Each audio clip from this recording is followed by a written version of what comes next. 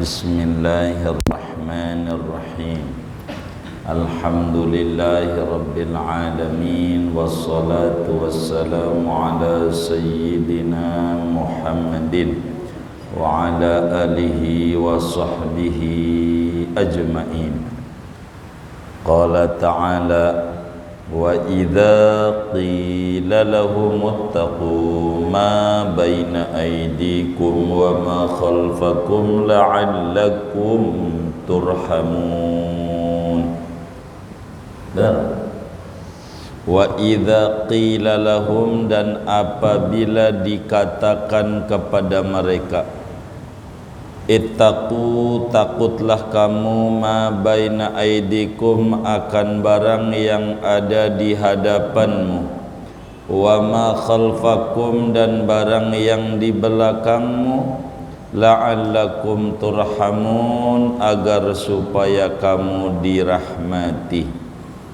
Al-muradu bima baina aidikum ad-dunya, adapun yang dimaksud dengan ayat ma baina aidikum, di hadapanmu, yaitu dunia, yakni ihdaruha, yakni takutlah olehmu akan dunia, wala taqrabuha, dan janganlah kamu mendekati akan dunia.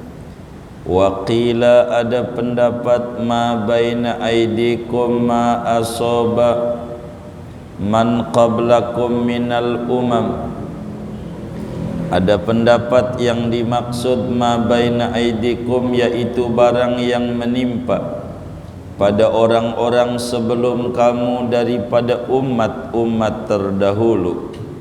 Wa ma khalfakum, dan yang dimaksud barang yang di belakang, azabul akhirati, yaitu azab akhirat.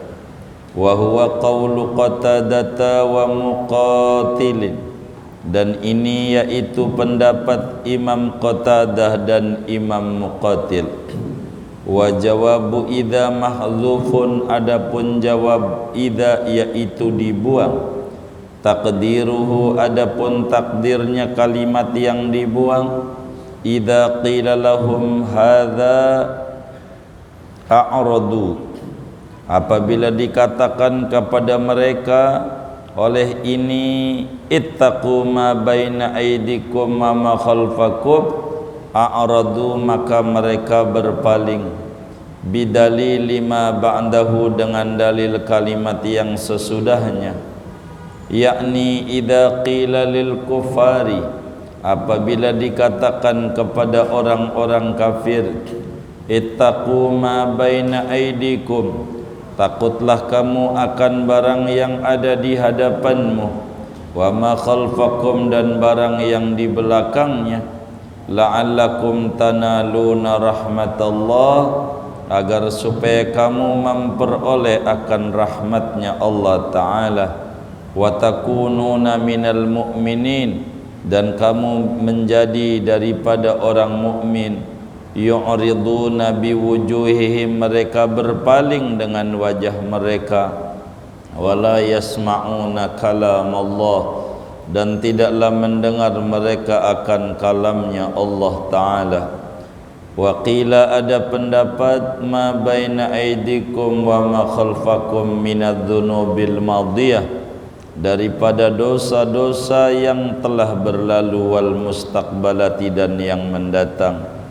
Wa qila, ada pendapat al muradu minhuma adz-dzunubudz zahiratu wal batinatu, yaitu dosa yang zahir dan dosa yang batin.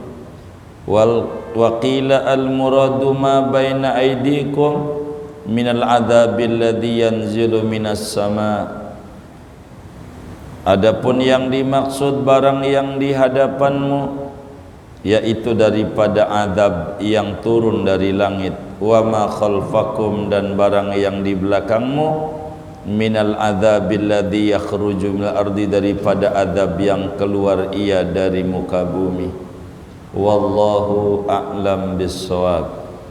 Segini, saudara sekalian yang mulia, malam hari ini kajian kita tafsir surat Yasin ayat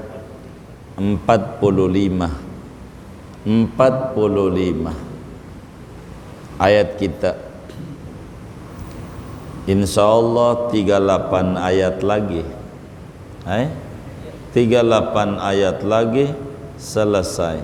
Separuh kayaknya. Separuh.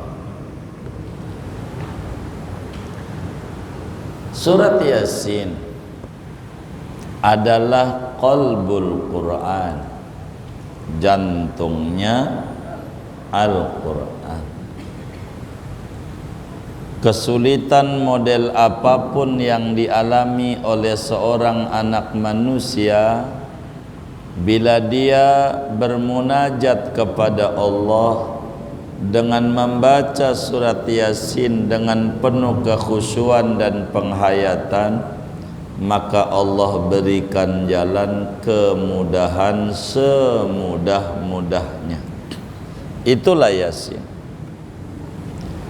Betapa Rasulullah sallallahu alaihi wasallam bersabda dalam riwayat Imam Ibnu Adi dalam kitabnya Al-Kamil, Yasin 5 quri'atlah.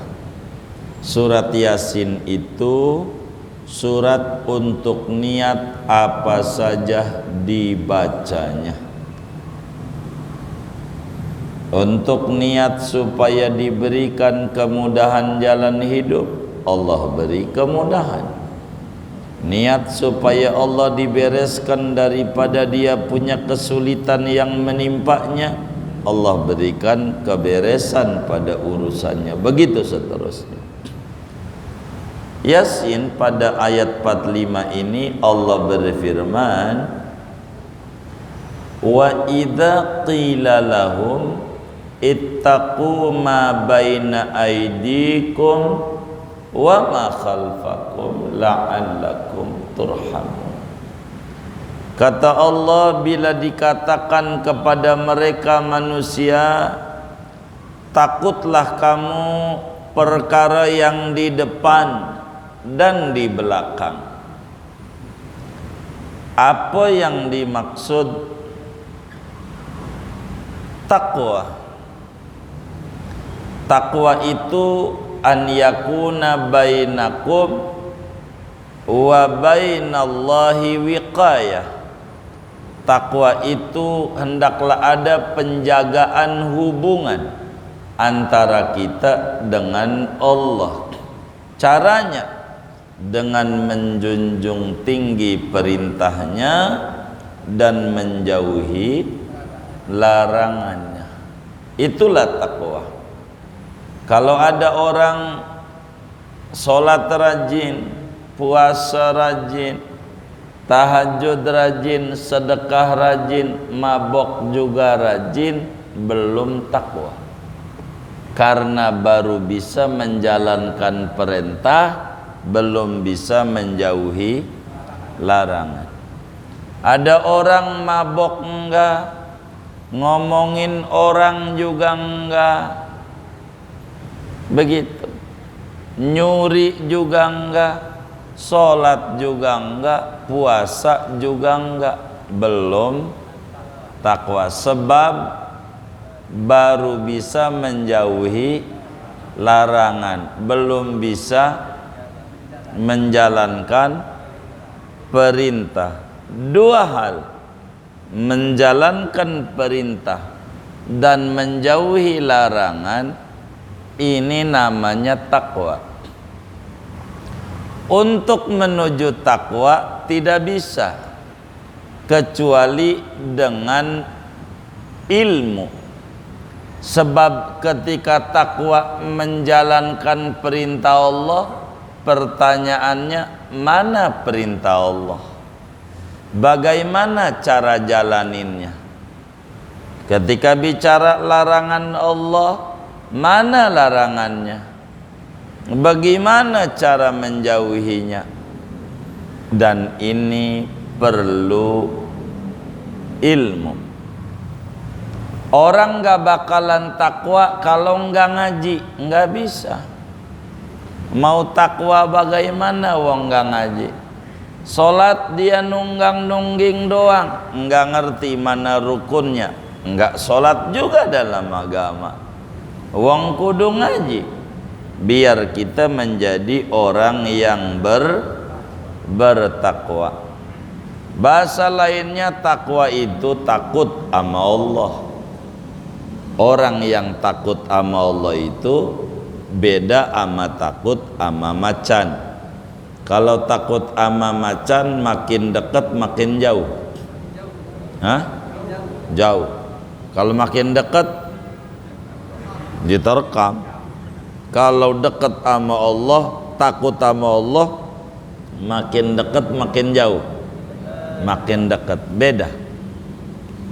Karena itu kata Al-Quran, bila orang itu dikatakan ayo pada takwa, takut sama Allah, takut apa? Yang di depan, yang di belakang.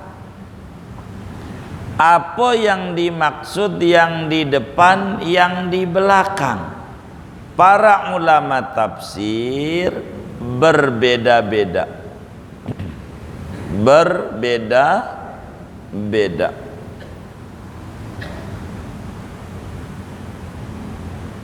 Ada ulama tafsir mengatakan takutlah yang di depan maknanya takutlah sama dunia.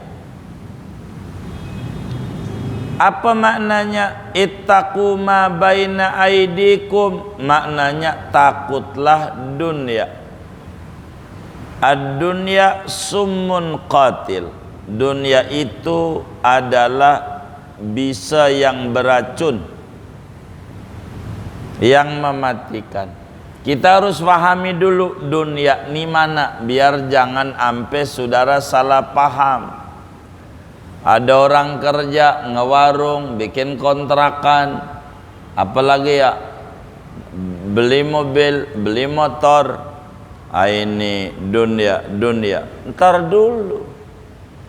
Dunia itu sesuatu yang tidak bermanfaat. Namanya dunia. Kalau sesuatu itu bermanfaat, namanya dunia untuk akhirat. Jangan sampai kita takut sama dunia, akhirnya enggak ngantau. Tahu ngantau enggak? Gitu. Dagang, ngambil barang sama orang, begitu. Ngantau tuh begitu. Oh, gimana? Begitu ya? Begitu. Maklum lah, kan hanya orang Cipulir masalahnya.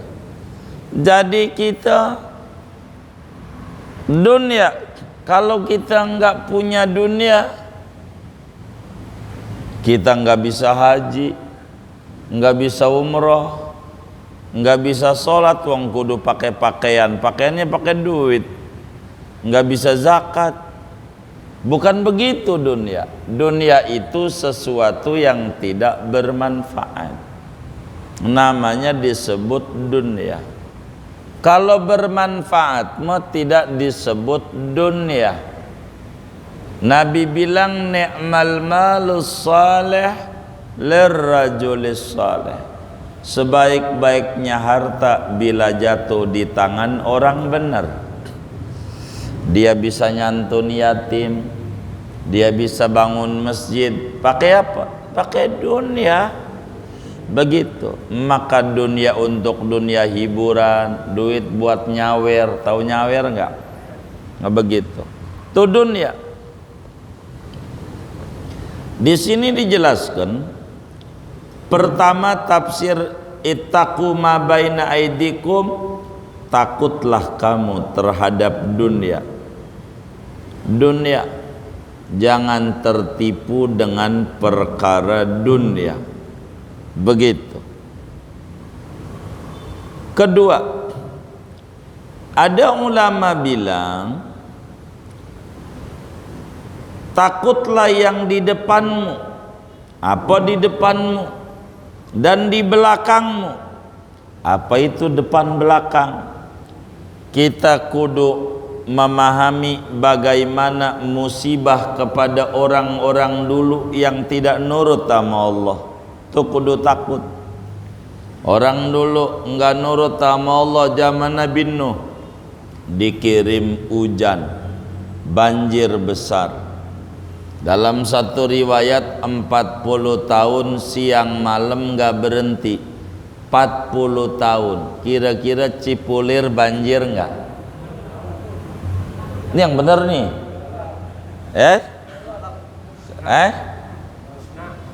Musnah. Iya, musnah.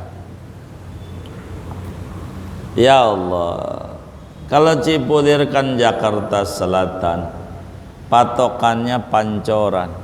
Kalau di Pancoran setinggi mata kaki, udah berat Cipulir, mata kaki patungnya, gitu, berat. Enggak usah seleher, semata kakinya aja musnah kita orang. Umat dulu bagaimana Fir'aun, itu kita takut ama azab Allah yang menimpa umat terdahulu, dan kita kudu takut ama azab Allah nanti di akhirat. Ini kudu takut ama azab Allah. Itu dibilang kudu takut, berpaling, kagak nurut. Itulah kerjaan orang-orang kafir Quraisy tempo dulu. Kita jangan begitu. Begitu maksudnya. Ini pendapat ahli tafsir namanya Imam Qatadah dan Imam Muqatil.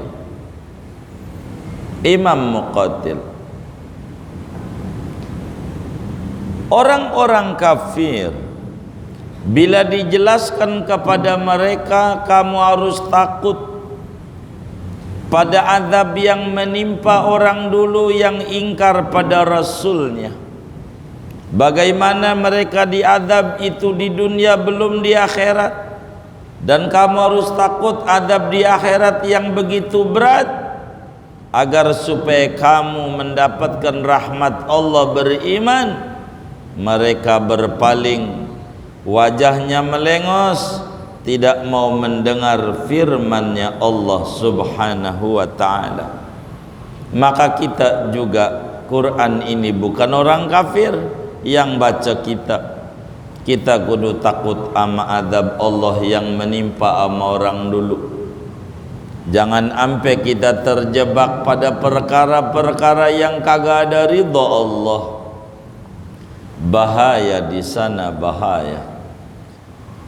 Berikutnya, ketika Allah nyatakan wa idza qila lahumuttaqu ma baina aydikum wa ma khalfakum, takutlah yang di depan dan di belakang. Apa maknanya?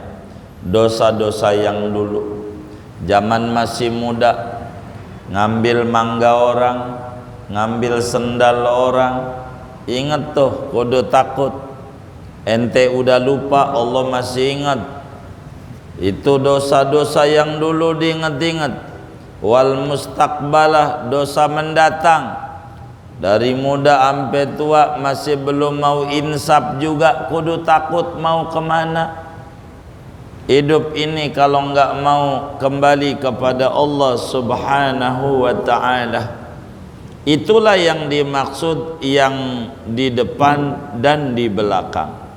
Dosa-dosa mendatang, dosa-dosa yang dulu yang kita udah nggak inget. Pura-pura nyilem di kali Pesanggerahan, minum Ramadan, kenyang aja keluar aja, gitu. Orang tua nggak ada ke dapur, minum, habis itu mulutnya ditutup aja, dibersihin pakai lap, begitu. Siapa tuh yang kecilnya begitu tuh? Curiga kan kita juga. Itu ditakut, itu dosa-dosa yang dulu, bahaya. Berikutnya, takutlah yang di depan, yang di belakang. Apa maknanya? Dosa zahir, dosa batin. Dosa zahir nyolong, minum, tidak sholat, tidak puasa. Dosa zahir, menggibah, dosa batin, dengki, riya, sum'ah, sombong, ngeluh, dosa batin. Ini kita kudu takut. Jangan fisik doang yang dibenerin, didandanin, batin juga jauh lebih penting untuk kita dandani. Kalau dalam lagu Indonesia Raya, bangunlah jiwanya, baru kemudian bangunlah badannya. Jiwa dulu, rapihin, begitu. Ini kita kudu takut ama dosa zahir, dosa batin, dengki, mengeluh, hubbud dunya, riya, sum'ah, ujub, kibir. Ini namanya dosa-dosa batin, dosa hati, maksiat batin. Kita kudu takut agar supaya kita diberikan rahmat oleh Allah Subhanahu wa ta'ala. Kemudian saudara, dalam tafsir yang lain, maknanya takutlah kamu yang di depan dan belakang. Apa maknanya? Di depan tuh maknanya di atas, di belakang tuh maknanya di bawah. Takutlah yang di atas, takutlah yang di bawah. Apa? Azab yang Allah turunkan dari atas, dari langit. Kita ngeri kalau Allah udah turunkan azab dari langit, ngeri, banjir besar. Dan ini bahaya. Begitu hujan gak berhenti-berhenti, azab dari bumi, buminya goyang-goyang. Namanya apa? Oh, gempa ya. Iya. Begitu. Yang kayak begitu. Biasanya sih yang goyang-goyang Kerawang. Itu begitu. Maknanya saudara, kita kudu takut sama azab Allah dari bumi. Allah tuh kalau udah gedek sama hambanya, buminya disuruh batuk, maka longsor, gempa terjadi, gedek. Tuh Allah begitu.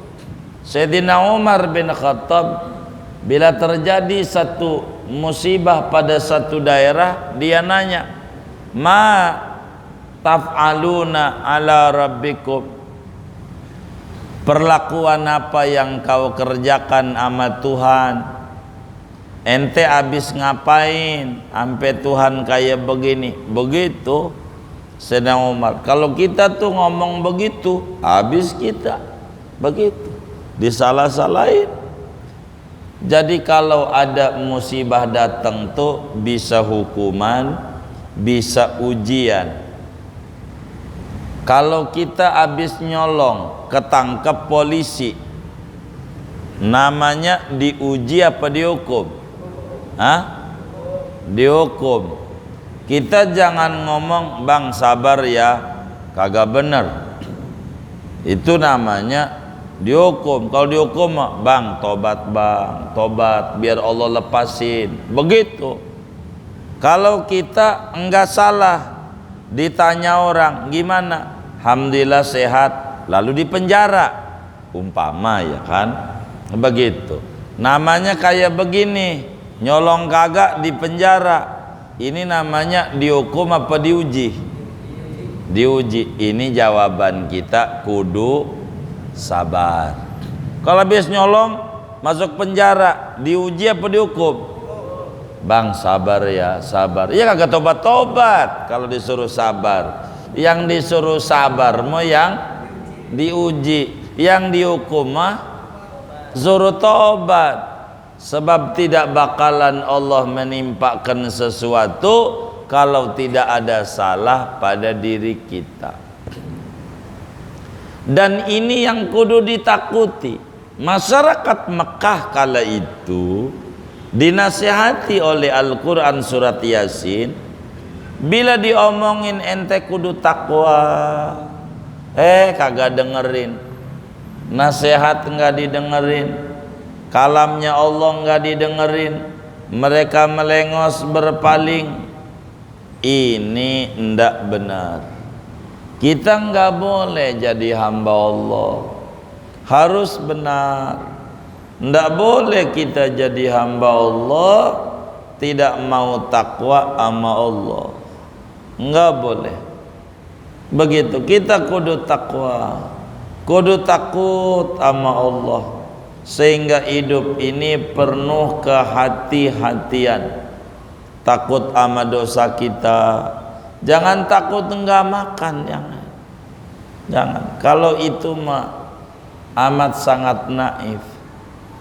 Ayam aja makan, anaknya banyak 8, makan juga. Kucing makan, cicak makan. Masa ya kita yang ada tangan ada kaki enggak makan?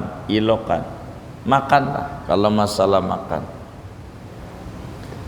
Takut mah kita ama dosa kita. Jangan juga takut ama makanan. Ditawarin emping, apa itu? Asam urat. Takut ama makanan. Ditawari sate kambing, darah tinggi. Ditawarin apa lagi ada tuh? Kopi, asam lambung. Ditawarin daging sapi, kolesterol. Ini makanan, padahal makan menikmat dari Allah. Yang kudu ditakuti dosa. Nasi uduk dapat nyolong, bahaya. Kenapa nyolong? Jadi makanan itu tergantung mindset kita. Kata kita liatin apa namanya emping, asam urat nih, Allah kasih asam urat, emang pikirannya ke situ. Begitu. Lihat Gojek, kagak nular, maka Gojek mah biasa aja dari awal corona juga, buka aja, karena memang mindsetnya kagak nular. Lihat supir ambulan COVID, jenazah COVID yang dibawa ke Tegal Alur, mana lagi dah ya kayak gitu dah. Begitu. Itu sopir ambulan kan bersentuhan sama jenazah COVID ya. Pernah denger nggak sopir ambulan terpapar corona? Iya, mantap. Masa kita di masjid pakai apa? Kedok. Apa itu kedok? Oh, dulu di Cipulir nih banyak sawah, apalagi di Gang Amsar ke bawahnya tuh sawah dulunya, banyak sawah. Itu begitu. Maka orang dulu tuh yang ditutup tuh adalah kambing, biar nggak makan padi orang. Biar kambingnya nggak makan padi orang, maka kambingnya mulutnya ditutup. Tujuannya biar nggak makan tanaman orang, karena kambingnya nggak ada, yang punyanya aja yang ditutup. Kayak saya bilangin begitu. Kita orang ini yang ditakuti dosa. Kata Imam Ali Zainal Abidin, ajibtu liman yahtami bitta'am lima darrati wala yahtami minadzunubi lima rifati. Aku heran sama orang kampung, pantang bener sama makanan, padahal baru patut diduga bahaya, baru patut diduga, tapi herannya kagak pantang dari dosa yang udah pasti-pasti bahaya. Yang kudu pantang mau dosa, jangan makanan halal.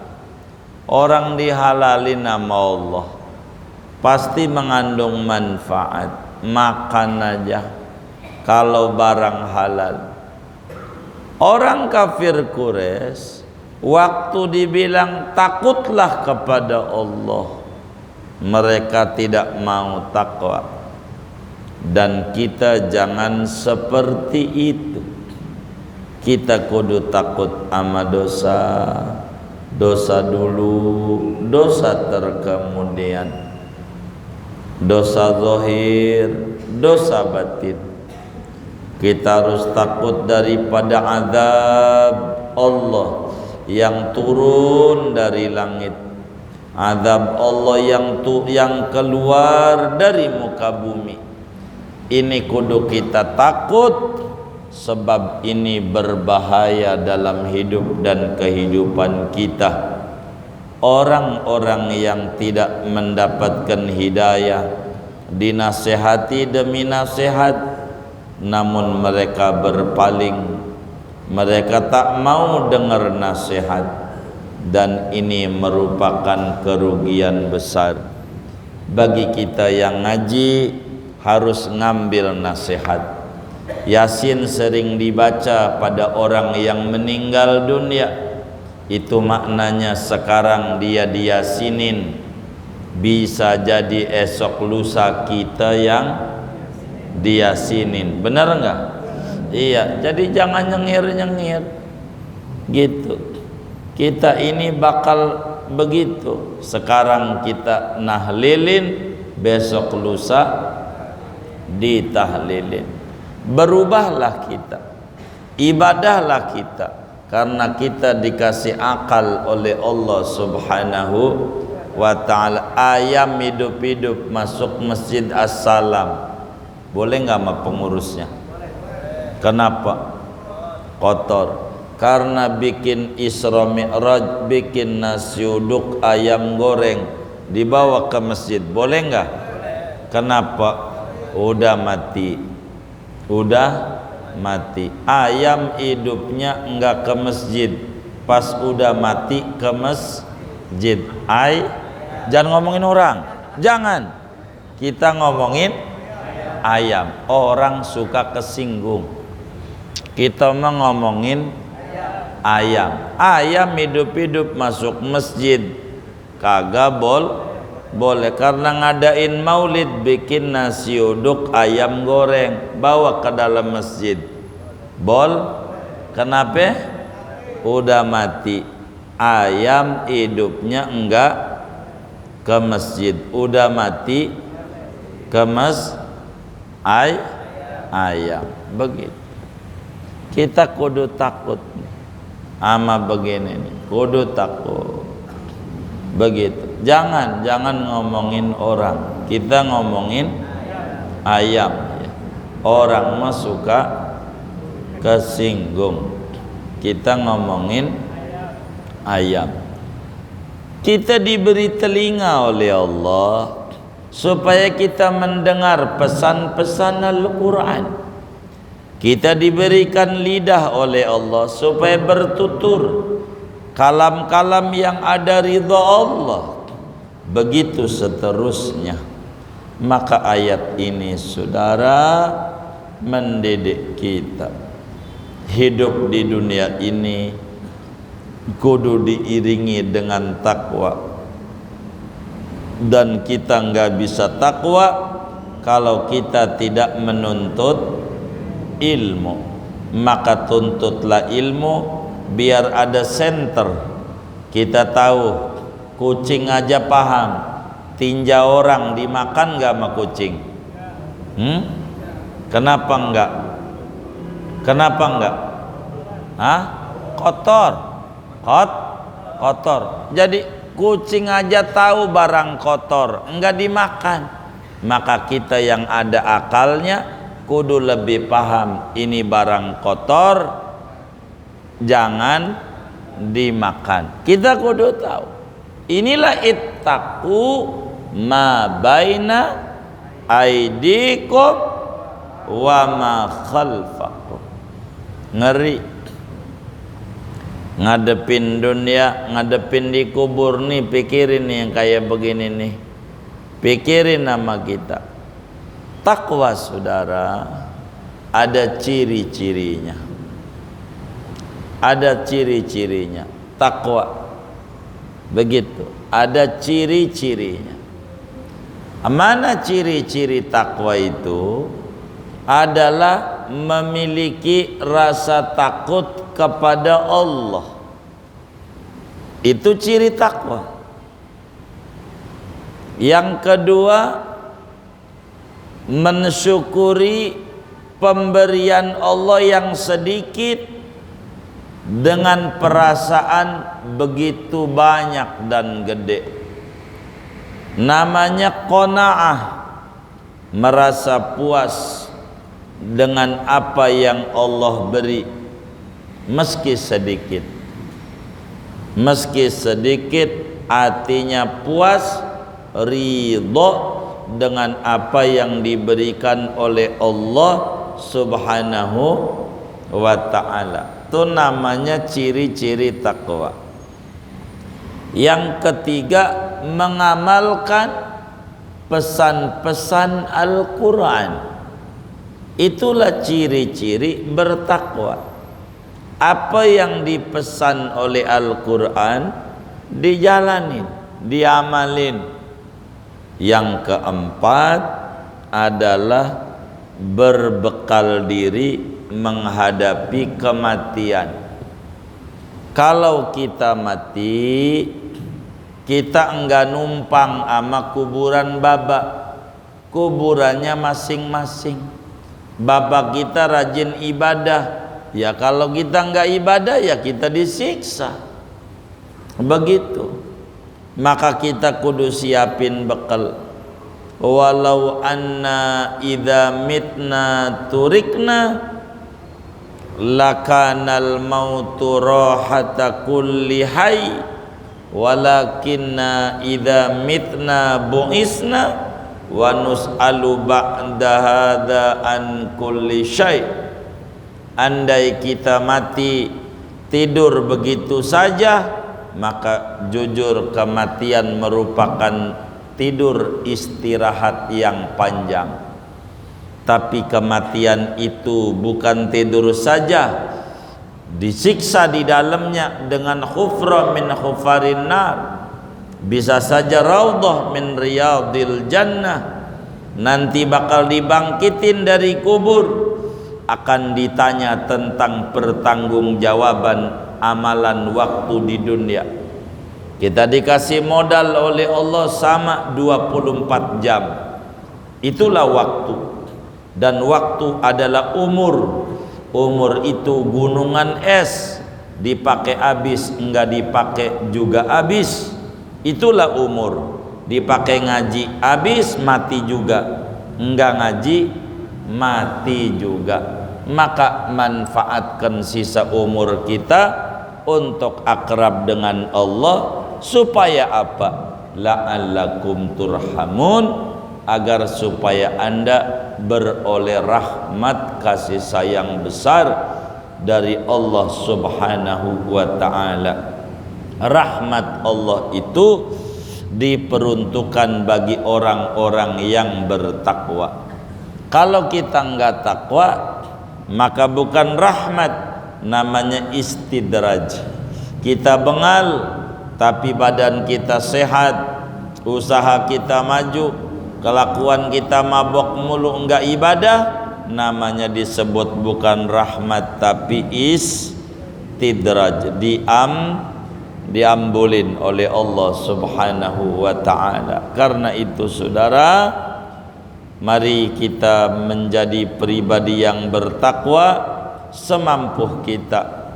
Apa dari perintah Allah kita jalanin. Kita bisa sholatnya dirilah kita. Enggak mampu diri, duduklah kita. Enggak mampu duduk, tidur miringlah kita. Begitulah, kita enggak bisa sodako dengan dana, dengan doa. Enggak bisa sodako dengan doa, dengan diem. Diem aja udah ngebantu. Udah bantuin kagak, nyelak mulu nyelak. Namanya disebut usul apa usil? Usil ya. Usil, nyelak mulu. Ini ndak benar nih, ndak benar.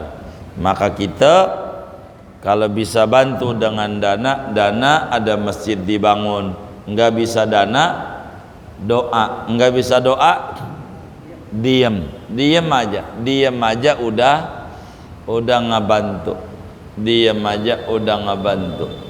Itu begitu saudara.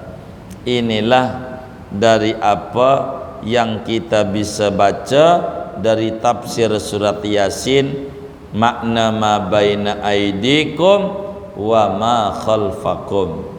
Jadi banyak ulama tafsir ma baina aidikum wa ma khalfakum, adab langit, adab bumi. Ada yang mengartikan dosa lahir, dosa batin. Ada ulama yang mengartikan dosa dulu, dosa kini. Ada ulama yang mengartikan umat dahulu dan adab nanti di akhirat. Ini semua harus kita ambil ibrah, ambil pelajaran. Supaya apa? Supaya kita bisa faham mumpung kita masih hidup, kita berbenah diri dari sisa umur kita untuk lebih akrab dengan Allah dan Rasulnya. Amin ya rabbal alamin. Segini aja dah. Ada yang ditanya mungkin dari materi ini atau di luarnya? Sebelum doa dipersilakan. Wallahu a'lam.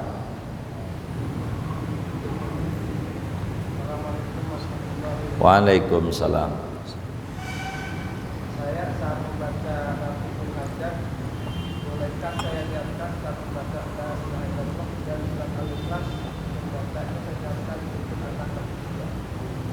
Boleh saja, enggak apa-apa. Tapi kalau mau ataqah al-ikhlasnya paling enggak 100 begitu. Gitu. Kalau 3 mau sampai mati enggak dapat. Sampai mati. 100, 1000 baca al-ikhlasnya 1000 setiap ratib. Enggak apa-apa. 1000 maka 3 bulan 10 hari selesai. Kalau 1000 begitu. Begitu. Boleh saja. Enggak apa-apa. Begitu. Boleh. Begitu. Tapi kalau satu ya 100.000 itu lama. Begitu. Wallah.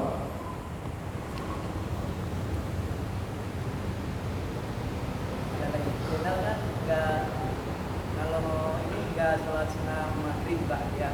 Terus di pondok apa tidak? Antara bisa enggak? Enggak apa-apa. Ada ajarannya. Ya tadi kan. Iya, enggak apa-apa. Iya, diajarkan oleh agama. Iya, bagus. Wallahu a'lam.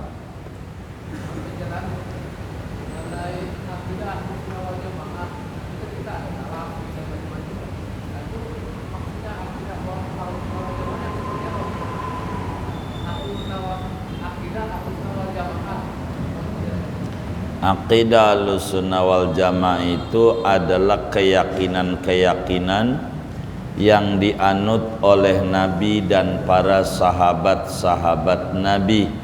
Namanya Ahlussunnah wal Jamaah.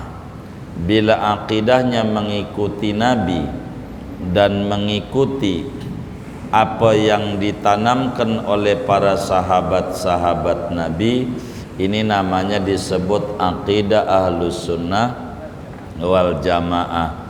Apa isinya? Wah, panjang isinya. Ngaji aja sifat 20. Itulah akidah Ahlussunnah wal Jamaah. Kaji aja kitab akidah Thahawiyah. Itulah akidah Ahlussunnah wal Jamaah. Begitu. Jadi banyak. Jadi kalau nerangin itu sebab satu disiplin ilmu tersendiri. Tapi maulid atau tidak, tahlilan atau tidak, ini bukan akidah, namanya amaliyah. Kita harus bisa bedakan mana dogma, mana tidak. Mana contoh akidah Ahlussunnah wal Jamaah, mana bukan.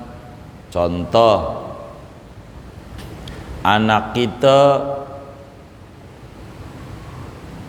lulus sekolah, dari 1000 murid yang tertinggi nilainya anak kita. Maka ada tetangga bilang, "Bang, denger anak abang paling topnya di sekolah." Jawaban kita apa? Siapa dulu? Bapaknya. Siapa dulu? Bapaknya. Anaknya yang nomor 2 kagak naik dari 1000 murid. "Bang, denger anak abang nomor 2 agak naik." Siapa dulu? Bapaknya. Begitu enggak? Ngomongnya apa? Nasib. Itu namanya akidah keluar dari Ahlus Sunnah wal Jamaah. Walaupun rajin hadir maulid, walaupun rajin tahlil, akidahnya tidak sunni. Yang jelek-jelek kerjaan Allah, yang buruk-buruk kerjaan kita. Yang jelek-jelek kerjaan Allah, yang baik-baik kerjaan kita. Kalau dagangnya laris, otak gue encer. Kalau dagangnya rugi, nasib. Ini yang model begini nih, akidahnya bukan sunni, Ahlus Sunnah wal Jamaah. Ada juga, "Bang, ngaji yuk." Lo jangan ajak gua ngaji. Entar juga kalau gua dapet hidayah, gua ngaji tanpa lu ajak. Yang kayak begini namanya akidahnya bukan Ahlus Sunnah wal Jamaah, namanya akidah Jabariyah. Ada 73 golongan, yang benar 1 Ahlus Sunnah wal Jamaah. Panjang, maka jangan disuruh nerangin yang mana-mana, yang nyangkut bagian mananya, karena perlu berjam-jam neranginnya. Panjang sayanya kalau neranginnya. Sampel-sampelnya kayak begitulah akidah Ahlussunnah wal Jamaah, wujud, qidam, baqa, dan seterusnya. Azab kubur ada, nikmat kubur ada, Isra Mi'raj benar adanya. Ini namanya akidah Ahlussunnah wal Jamaah. Kurang lebih demikian. Panjang uraiannya. Wallahu a'lam.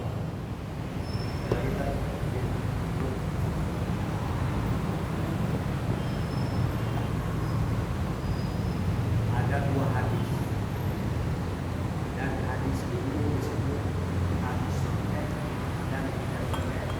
Yang saya tanyakan yang dimaksud hadis sahih bagaimana? Dan Hadis tuh enggak 2 doang, banyak statusnya. Ada sahih, ada tidak sahih. Sahih ini ada bagiannya lagi. Ada sahih li dzati, ada sahih li ghairi. Tidak sahih ini bisa saja dhaif. Penyebabnya banyak. Ada hadis itu mursal, ada hadis itu maqtu', ada hadis itu maudhu', macam-macam begitu. Tapi saya mau terangin hadis sahih aja biar enggak panjang. Ini sama kayak bapak ini nanyanya, kudu ngaji paling enggak 3 tahun harus bedah. Begitu tentang tadribur rawi, bagaimana ilmu tentang hadis dirayah. Hadis sahih dijelaskan oleh Imamul Baiquni di dalam Manzumah Al-Baiquniyahnya, awaluha sahih wa huwa mattasal isnaduhu wa lam yashudda aw yu'al yarwihi adlun dhabitun an mislihi mu'tamadun fi dhabtihi wa naqlihi. Hadis bisa mendapatkan akreditasi sahih bila memenuhi 5 kriteria. 5 kriteria, maka hadis itu disebut hadis sahih. Yang pertama, ittisal fis sanad. Apa itu ittisal fis sanad? Sanadnya nyambung. Apa tuh sanadnya nyambung? Si fulan ini muridnya si fulan. Si fulan ini benar ngaji sama si fulan. Namanya sanad muttasil. Kayalah Imam Ahmad dapat hadis dari Imam Syafi'i. Emang Imam Ahmad ngaji sama Imam Syafi'i. Imam Syafi'i ngaji sama Imam Malik. Emang juga Imam Malik guru Imam Syafi'i. Imam Malik ngaji sama Imam Nafi. Emang juga Nafi gurunya Malik. Nafi ngaji sama Ibnu Umar. Emang juga Nafi murid Ibnu Umar. Ibnu Umar ngaji sama Rasulullah. Ini namanya ittisal fis sanad. Sanadnya muttasil. Namanya sanadnya muttasil, nyambung. Nyambung. Begitu, nyambung. Namanya disebut ittisal fis sanad. Yang kedua adalah adamus syudud, tidak ganjil hadisnya. Apa tidak ganjil? Biar gampang, ada 10 orang, yang 9 orang, 10 orang benar semua, artinya enggak pernah bohong, enggak pernah bohong. Maka 9 orang bilang di Bogor hujan, 1 orang bilang di Bogor enggak hujan. Ini namanya pendapatnya ini ganjil, menyalahi yang banyak, menyalahi yang banyak. Ini namanya ganjil. Kalau begini nih namanya tidak sahih lagi. Kalau sanadnya tidak nyambung, enggak sahih. Kalau sanadnya kagak nyambung, begitu, putus. Contoh, hasibu anfusakum qabla an tuhasabu. Atau contoh, qala Rasulullah sallallahu alaihi wasallam, man arafa nafsa faqad arafa rabbah. Rasulullah bersabda, siapa mengenal dirinya maka dia mengenal Tuhannya. Ini salah. Ini bukan omongan Nabi, omongan tabi'in. Namanya Yahya bin Mu'ad Ar-Razi. Enggak pernah Yahya ngomong dari gurunya dari Rasulullah. Ini enggak muttasil lagi. Tuh begitu Pak. Kemudian adamul illah, tidak boleh ada ilat. Apakah ilatnya dia pelupa? Apakah ilatnya dia hilang tuh hafalannya? Ilatnya apakah dia itu macam-macam ilatnya? Apakah dia ilatnya dia ngarang-ngarang? Beda-beda. Adamul illah. Yang keempat adalah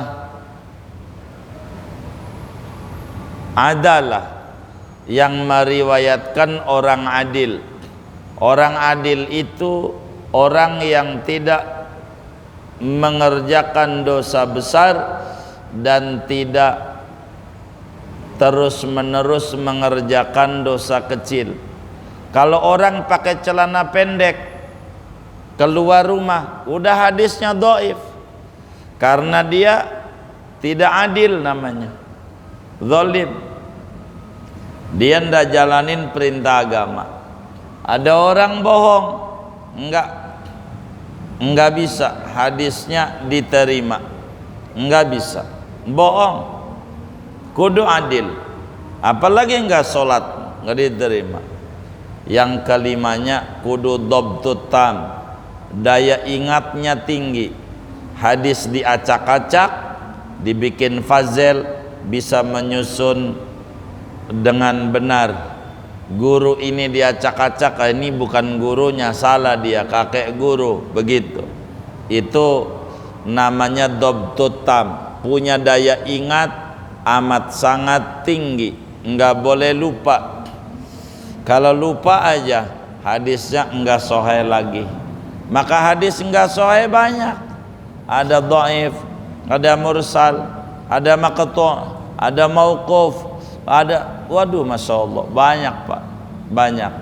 Jadi bukan masalah di sahih dan tidak sahih. Untuk hukum itu hadis syaratnya harus sahih, dan tidak semua hadis sahih menjadi rujukan. Hadis ini sahih, enggak boleh juga untuk dijadikan rujukan, bisa saja dinasakh, diamandemen hukumnya, udah enggak dipakai hukumnya, walaupun hadisnya sahih. Maka kudu ngaji lagi, namanya nasikh mansukh, semacam kitab Al-I'tibar Al-Imam Al-Hazimi. Maka untuk mendalami itu perlulah perangkat 14 disiplin ilmu. Puyeng dah kalau ke situ-situ. Kita udah ngaji jiping aja dulu dah, puyeng kalau ke situ-situ. Panjang Pak, panjang ya. Iya baik. Jadi hadis sahih itu panjang banget. Begitu. Nih saya kasih contoh, bakal jadi palsu hadis bila bilang begini nih. Qala Rasulullah sallallahu alaihi wasallam, talabul ilmi faridatun ala kulli muslimin wa muslimatin. Palsu. Nabi enggak pernah keluar dari mulutnya wa muslimatin, enggak pernah. Tidak ada di hadisnya wa muslimatin. Itu palsu dia.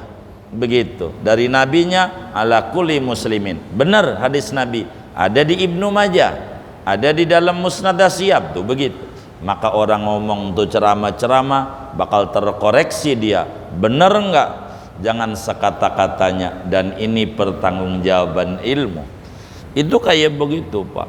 Begitu. Jadi harus dilihat hadis, kecuali dia niat riwayat bil makna, maka bakal bisa diterima hadis itu. Begitu.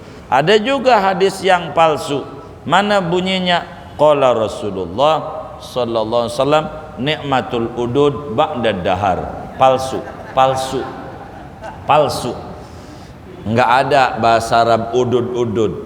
Nikmatnya ngudud sesudah dahar. Hadis palsu, palsu. Begitu. Sebagaimana hadis palsu, at-tinbaku baulus setan. Tembakau, rokok itu kencingnya setan. Hadis palsu, ngarang-ngarang, ngarang-ngarang, ngarang-ngarang, ngarang-ngarang. Itu banyak begitu hadis palsu, hadis palsu banyak. Penyebabnya memalsukan hadis ada politik, ada segala macam, tergantung. Dan ini banyak, dan kita harus belajar kitab Tamyizut Thayyib minal Khabis. Kita harus ngaji kitab Al-Maqasid Al-Hasanah. Kita harus ngaji kitab Kasful Khafa dan macam-macam untuk mengecek ini hadis sahih, dhaif, palsu, hadis Nabi apa bukan, dan seterusnya. Banyak untuk menuju ke sana. Ala kulli hal, wis kita mah ngaji fikih, ngaji tauhid, ngaji akhlak tasawuf yang pokok-pokok dulu, kesono mau puyeng begitu. Ngaji hadas dulu baru ngaji hadis. Ngaji apa? Hadas dulu baru ngaji hadis. Hadis puyeng, hadas dulu dah. Urusan cebok dulu nih, rukun sholat ada berapa, ini dulu nih, puyeng. Ngaji tafsir aja nggak tamat-tamat nih, dari dulu ngaji. Udah berapa tahun yang ngaji dia salam ini ya? Lama begitu, tapi belum tamat-tamat. 5 tahun mau lebih ya? Ada 10 tahun ya? Ada Ya Allah, ada puluh tahun tuh belum tamat tafsir Yasin. Gimana? Ini baru satu surat dari 114 surat, udah 10 tahun. 140 dikali 114, kayaknya keburu ke tanah kusir. Begitu. Ini belum tamat-tamat, baru 40 berapa ya? 45. Begitu. Dari 6.666 ayat. Begitu. Dikit lagi lah. Begitu. Jadi masih panjang. Jadi wis kita ngaji hadas sebelum ngomongin ngaji hadis. Jadi hadis tuh banyak. Habis sahih nanti hasan. Ada sahih lidati, ada sahih li ghairi, ada hasan lidati, hasan li ghairi, dhaif, penyebabnya macam-macam kayak begitu. Sama aja seperti bapak kita yang nanya nih, puyeng saya neranginnya. Habis panjang juga enggak dicatat juga begitu. Jadi panjang uraian terkait disiplin ilmu hadis diroyah namanya. Wallahu a'lam bishawab. Segini aja. Wassallallahu wasallam ala khairil khalqi Muhammadin wa ala alihi washabihi ajmain walhamdulillah.